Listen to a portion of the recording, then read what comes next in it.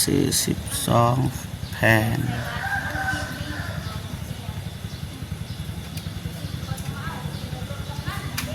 แผ่น35,000พี่น้อง够在吧？那是12、35、4,300、4,000กับตัวดีเส้นหนึ่ง เส้นหนึ่งกับตัวดี เส้นสาว กับตัวดีเส้นห เส้ นึ่ น ง หนึ่ง กับตัวดี4 โล50กับอีกเส้นหนึ่ง เส้นหนึ่ง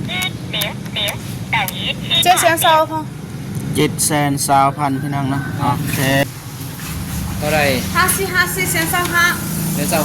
ล้วตัวนี้จ่ายแล้ววะ ตัวดีจ่ายแล้ว เจอแล้ว เส้นเสาหา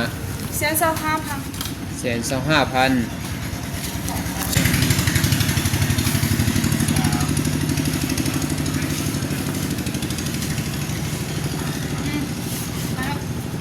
ขอบมุกขอบใจร้าย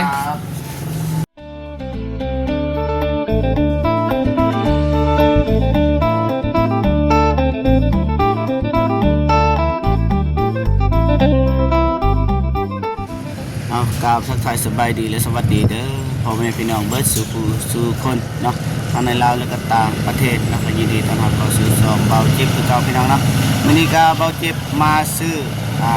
สังกะสีซื้อลิคาปูซื้อคอนเทพี่น้องเนาะเพราะว่า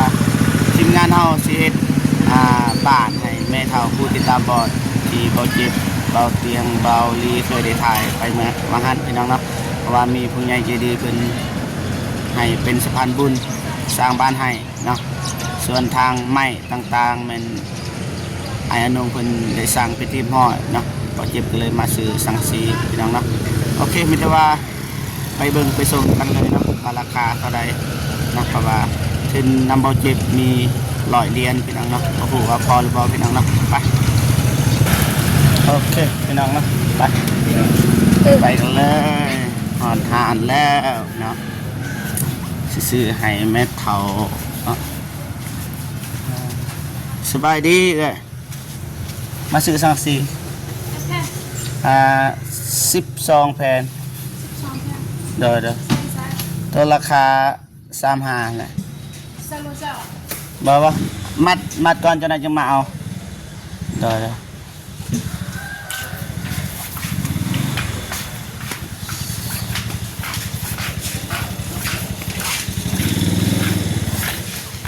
12แผ่น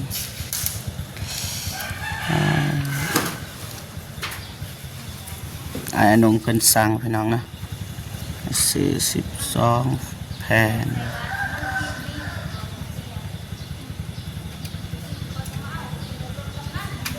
แผ่น35,000พี่น้อง够在吧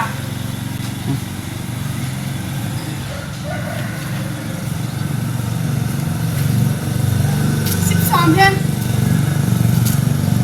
再来了吗那好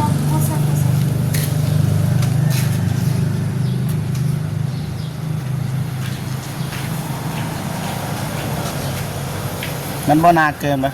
แบ่งครึ่งได้ปะยานับไปบ่ได้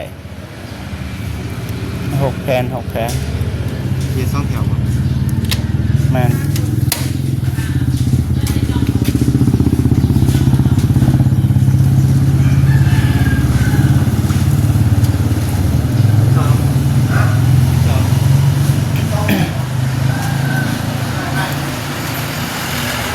เดี๋ยวแล้วก็เอาตะปูกุบพี่น้องเนี่ย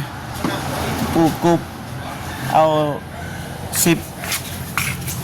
กะ10กับโดยแต่ราคาเท่าไหร่เนี่ย10,000มั้งดีเซนหนึ่ง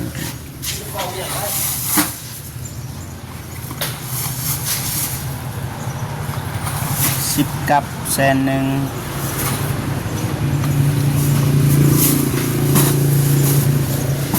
แล้วก็ตะปู6เอา2 โลเนี่ย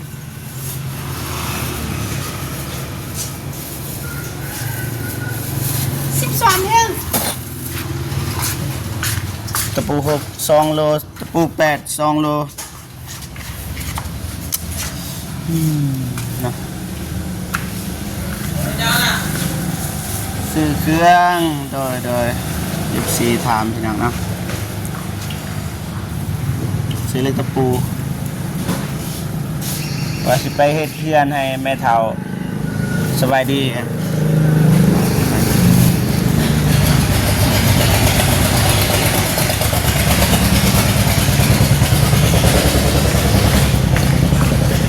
จะเปลี่ยนตัวนี้มันใหญ่จะได้รุ่นนิดหน่อย ใหญ่แล้วมันขัด ก็มายินเอาไม่บอกจะอันบอกบัตรเป็นเด็ก เจ้าเอา ที่เขา อ๋อ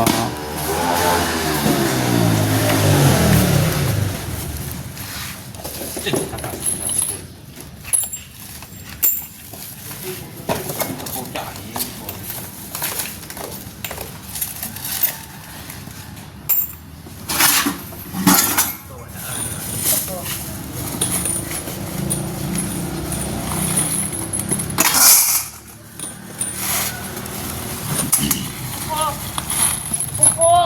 เข้าใจแหละแต่ว่าเขาจะเบิ่ง ตะปู6 2 โลตะปู8 2 โลได้มีคอนตีปะคอนตีมีปะนี่นะ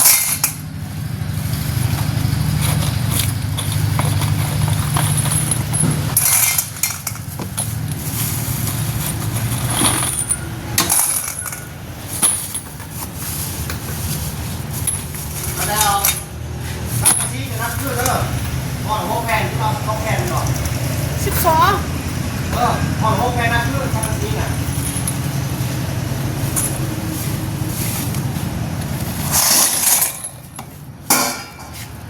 เตะสอง เก็ตเท่าไหร่ แม่2 โล เกละเสียเกละเสียหนึ่ง ในตัวนี้ผู้จอย โอ้โหเกละเสีย เขาจอย คือแกนตัวนี้ เพราะตัวนั้นต้องคุยตัวนั้นใหญ่นี่นิดหน่อยนี่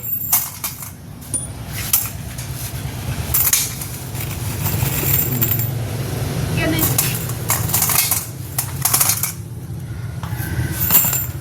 2 โล 2 โลนำกันเลยปะ โอ้มาใส่ตัวที่สักเลย ถือต่อกะเอาคอนตีเลยเอา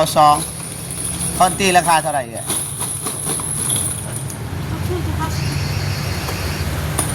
อะไร 50เอา2เลยนะ เอานี่ไหนตัวนี้ล่ะ เท่าไหร่มี2 อันปะ เนาะตัวนี้ก็50มั้งนี่ตัวนี้ก็แพง ตัวนี้เท่าไหร่นี่ ตัวก็50เพื่อกันเบิดปะ ตัวที่50ตัวที่95 โอ้เอาตัว50ก็ได้นี่เอา2 อัน นี่พี่น้องมีเงินหน่อยซื้ออะไรก็ได้พี่น้องนะ นั่นเลยวะ เอาได้ใส่เบิดบาทเตรียมจ่ายเงินไล่อยู่นี่ก่อนก็ได้ไล่เนี่ย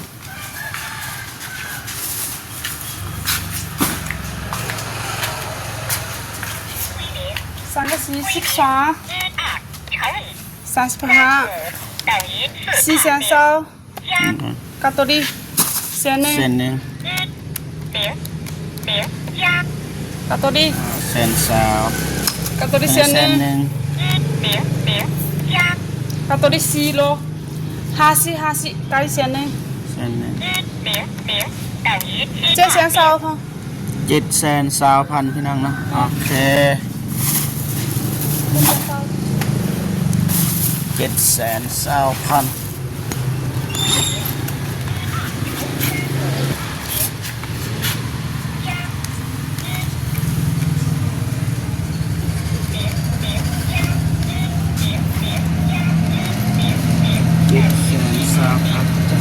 โดย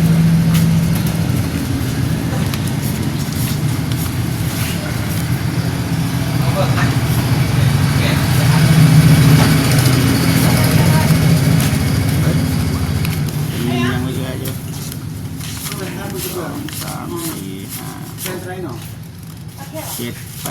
นาะ700,000 ปลา ตัวบางก็40 เท่าไหร่เลย 720 30 แผ่นเนี่ยขายติเพราะว่าอย่าไปแทนแต่มันแตก 720,000 40,000เนาะ ตัวบางก็40 ตัวนา45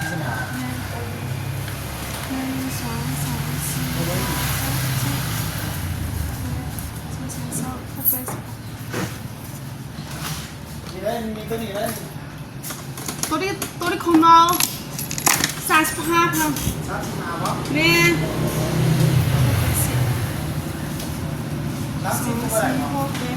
หมดเลยได้แต่34ก็เลย เด้อขอบใจหลายๆเลยโอเคพี่น้องนะมีแต่ว่ารอท่าเบาอนุแล้วก็เบาตูนพี่น้องเนาะดูว่า2 คนจะสิมาตอนไหนพี่น้องนะเพราะว่าเราจะได้ซื้อพิธีห้อยนะผมรู้ว่ามันสิพอหรือเปล่าพี่น้องเนาะก็เรื่องที่เรือบางทีก็สิซื้อใหม่พี่น้องเนาะยานว่ามันบ่พอเนาะว่าจ่ายไปบางทีก็720,000พี่น้องเนาะเพราะว่าผู้ใหญ่ใจดีเพิ่นฝากมาให้ก็100 เหรียญพี่น้องเนาะยังเหลือหลายเติบอยู่พี่น้องเนาะโอเคพี่น้องเนาะบ่ฮู้ว่าสิซื้อหยังพี่น้องเนาะแต่ว่ารอท่าเบานงเบาตูนจังว่ากันเนาะเพราะว่าอันนี้เป็นเงินของแม่แสงจันทร์พี่น้องเนาะก็บ่เจ็บได้ซื้อตะปูได้ซื้อสังกะสีได้ซื้อคอนปีเบิด720,000 กีบพี่น้องเนาะแต่ว่าเงินนำบ่เจ็บยังเหลืออยู่1,380,000 กีบพี่น้องเนาะบ่ฮู้ว่าสิซื้อหยังเราก็ทีมงานมาพบก่อนปรึกษากันว่าซื้อหยังแหน่ซื้อหยังแหน่พี่น้องเนาะเพราะว่าที่บ่เจ็บซื้อเมื่อกี้ฮักมันปรึกษาอ้ายอนงเรียบร้อยแล้วจดไว้เป็นโน้ตพี่น้องเนาะก็มาซื้อในรอท้าว่าสิซื้อหยังอีกพี่น้องก็คือว่าพอหรือบ่พอแต่สิแบ่งเงินนี้ไปซื้อใหม่ต่อพี่น้องเนาะว่าสิเฮ็ดบ้านให้แม่เฒ่าเนาะโอเคมันจะว่ารอท้าเบิ่งนำกันพี่น้องเนาะเป็นจังไดใหญ่น้อยส่ำใดโอเคตอนนี้บ่เจ็บก็มาแลกเงินเนาะเพราะว่ามันเงินสดมันบ่พอพี่น้องเนาะเพราะว่าตรงนั้นก็โอนใส่บัญชีบ่เจ็บแต่ว่าตอนนี้ก็อยากเบิดแล้วพี่น้อง รอบเดียว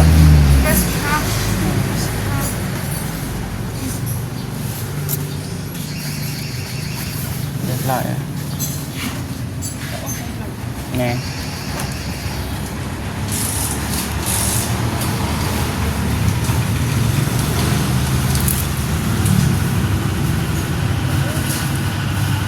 1,000,000นะ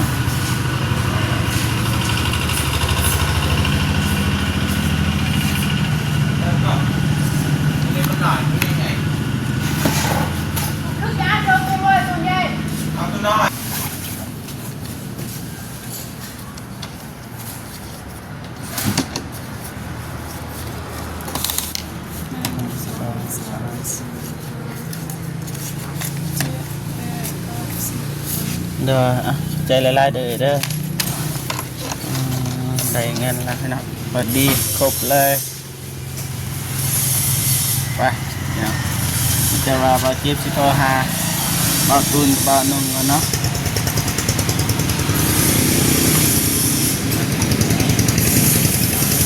ว่าท่านเจ้าที่ใส่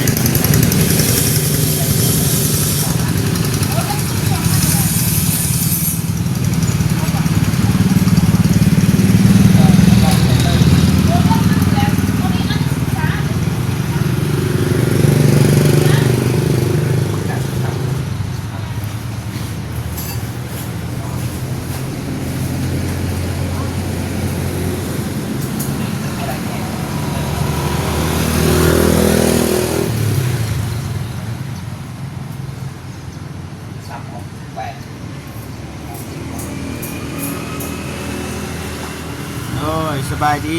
เรียบร้อยเลยเด้อโอ้ย โอ้ยเรียบร้อยแล้วซื้อเรื่อยป่ะเอาจากอันโอเคอ่ะ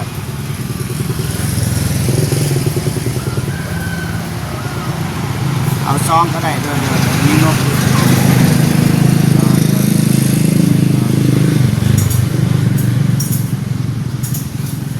ที่พี่น้องไอ้น้องเพิ่นบอกให้ซื้อเรื่อยพี่น้องนะเอาซองเพราะว่าถ้าซื้ออันเดียวก็จะไหนก็ญาติกันเห็ดพี่น้องนะไอ้เพิ่นก็เลยให้ซื้อซองพี่น้องแต่บ่จิบก็จัดให้เลยเพราะว่าเงินมีอยู่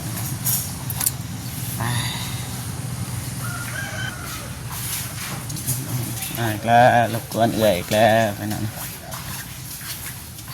มีเรื่อยเปล่า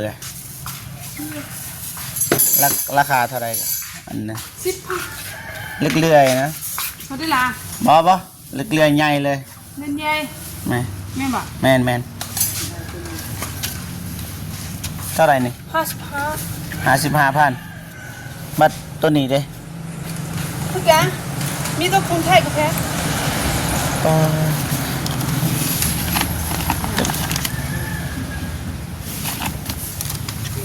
ตัวแพงเท่าไร ตัวนี้1,800 1,800ตัวนี้นี่55ป่ะอ๋อเนาะใส่เสื้อขาวเอาตัวนี้ป่ะเนาะตัดสินใจเนี่ยก็น่าว่าซื้อบ่ถึกใจไอ้น้องหรือว่าจะซื้อตัวน้อยนำบ่นี่ตัวน้อยก็มีอันนี้นี่เลื่อยหน่อยแต่ว่าเข้าดีได้ตัวนี้นี่ตัวนี้เท่าไหร่เอ่ย 45,000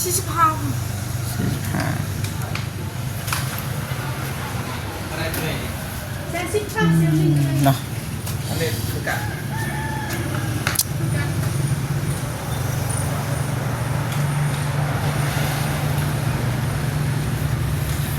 อ๋อบ่ฮู้ว่าซื้อตัวใดพี่น้องเอ้ยเนาะเอาซองวางเลยบ่ตัดสินใจยากเลยตัดสินใจเมียง่ายกว่าพี่น้องเอานี่แหละ2 อันอย่าว่ากันพี่น้องเนาะบ่เจ็บก็บ่เคยซื้อเอ้ยตัวนี้ละ2 อันรุดได้เท่าไรเอ้ยรุดได้เท่าไร แล้วจะ55,000นึง ได้55คือเก่าไปจัดเลยพี่น้อง55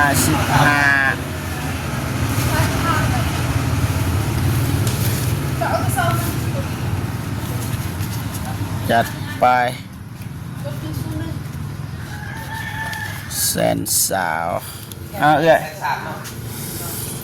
เอาเรียกทำไมเล่นสีเขียว โอ้ยซื้อเอาบ่สากนี่พี่น้องเนาะเวลาเฮ็ดมันจังสบายนี่ นี่เวลาวัดแทนอหยังกับไม่เม็ดอหยังบ่ฮู้ว่ามีนะ ตัวใหญ่ปะเบิ้งไป ซื้อสากซื้อไม่เม็ดบ่พี่น้องเนาะเฮ็ดเดือนมันต้องใส่สากใส่ไม่เม็ดซื้อเลยบ่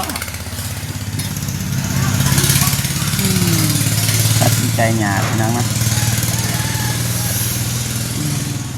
งานเฮาก็บ่มีนะคือตัวของมื้อนั้นก็ไอเตียงบ่หรือว่าเพหรือว่าก็บ่ได้เอานำไอเตียงเพิ่นเอามือแล้วพี่น้องเนาะแต่ว่าซื้อเอานะพี่น้องเนาะอันนุ่งเพิ่นก่อนพี่น้องเนาะมาแล้วสบายดีสบายดีเลย เล็กเรื่อยซื้อเพิ่ม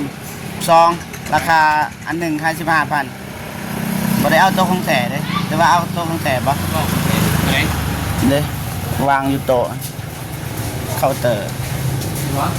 เอาปะตัวนี้นี่ตัวนี้นี่ตัวนี้ตรงของแท้ กระเบื้องเหรอ เอาปะหรือว่าสิเปลี่ยนบ่ท่านจ่ายเงิน ตัวนี้ก็ได้แล้ว ได้ปะ55หนึ่งตัวนี้95ไปเอาตัวนี้เนาะ แต่ตัวเดียว อันนั้นเอาปะไม่แมทกับ เอาแล้วเนาะไม่งั้นมาพี่ นี่ปะเอาสากเลย สากบ่มีเลย ไม่ได้สาก ไล่เนาะเพิ่นไล่เนาะ ยังแต่คันสิเอาก็เอาเลย มีซองอันนี้เด้ตัวเอาตัวบ่แพงกันแหละเขาใส่เสื้อขาวโอ้โหแมนถามก่อนว่าตัวใดแพงตัวใดตัวบ่แพงกันแหละ เท่านี้เท่าไหร่ 上海看 นี่เด้ โอ้ เสื้อเอาตัวนี้ อ่ะวงเลย ตัวนี้ โดยบอตูนตอนนี้อยู่ห้าน 刚咪的人生地 ห้านอยู่ทางเข้าห้องหมอ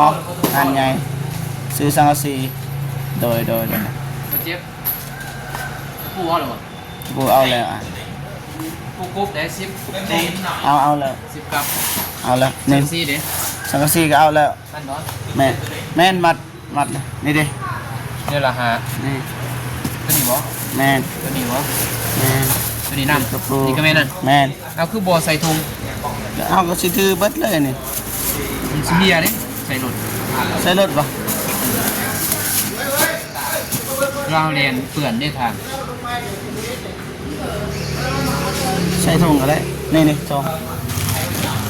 นี่ต้องตัวนี้ก็ได้ ทรงสอนเนาะสอนเดียวบ่ โอ้ขาดละ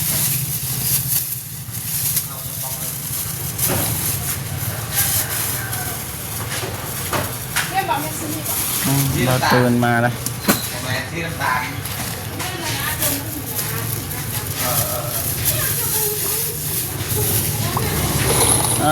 ไปดีเราตื่น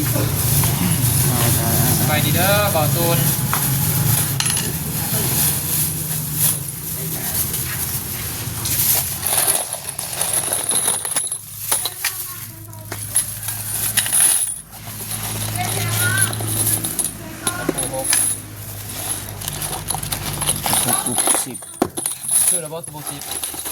ปู8ก็เอาแล้วบ่ได้ปู10ดอกปู8บ่เลือกเพื่อพอใหม่หน่อยเด้ ไม่ครบแล้วปะ น่าจะครบอยู่ คนบ่ครบก็งบยังอยู่ ยังบ่ นะ ยังอีกซื้อไม่เซนฮั่นซื้อเติมอีกถ้ายัง บงอันนี้ก็ได้ มันบอกไม่แป้นก็บ่พอเด้ ไม่แปลนว่าพอปะ ไม่แป้นมึงเศร้าหาพอดี ตัดไล่เงินก่อนเพราะว่าแม่แสงจันทร์เพิ่นฝากมาให้100แต่ว่าเฮาซื้ออันนี้ก่อนเฮาก็ไล่ว่าเหลือเท่าไหร่จึงไปซื้อเอา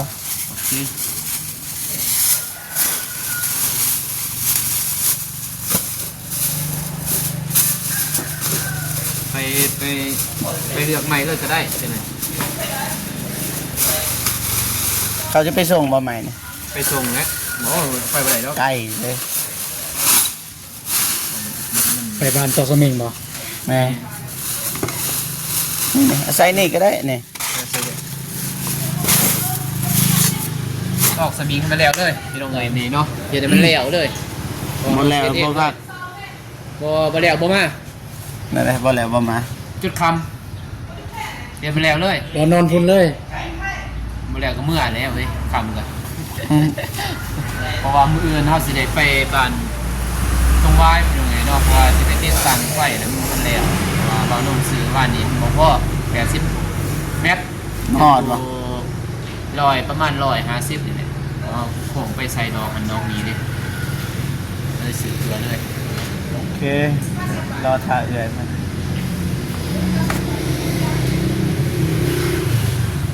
ครบแล้วบ่10 ครบแล้ว ครบแล้วโอเค ไร่ตังไร่ตังเจ๊ ไล่ตังค์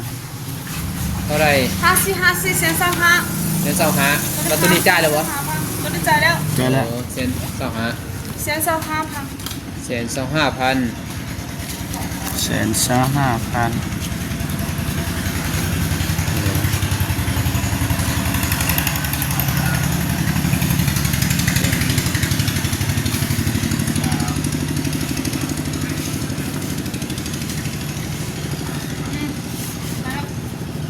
มุกขอบใจหลาย ครับ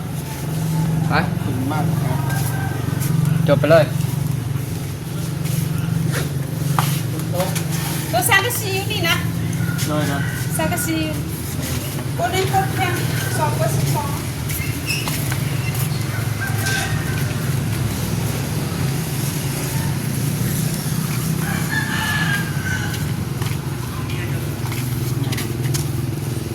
เล็กเรื่อยเล็กเรื่อย แอบโบราณเด้อ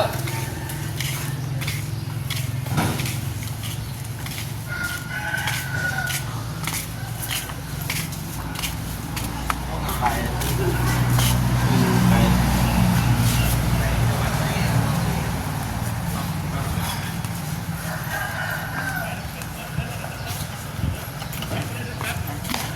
กองคนเดียว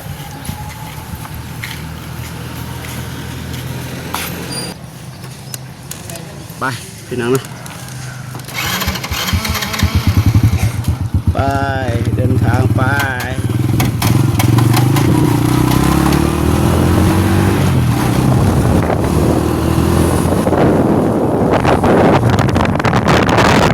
เครื่องเต้นพี่น้องนะ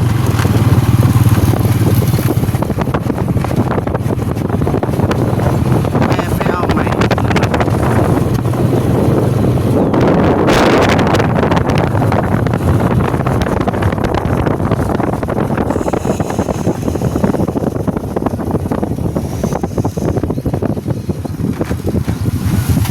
ถึงแล้ว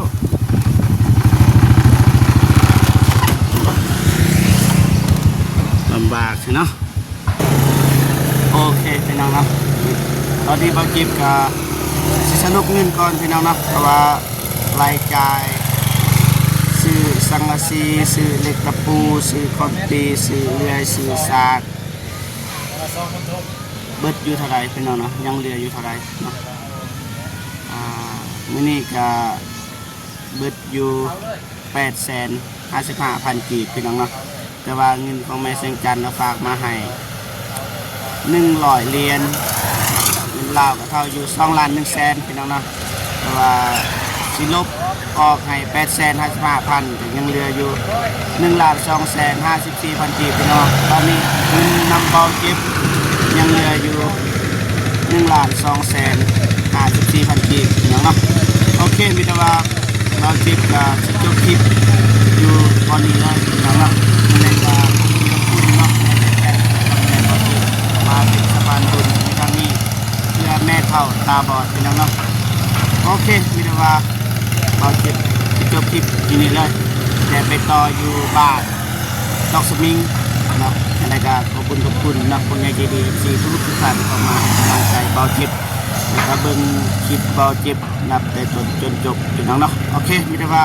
สิจบคลิปที่นี่เลยพบกันคลิปหน้าสบายดีอัปเดตได้พี่น้อง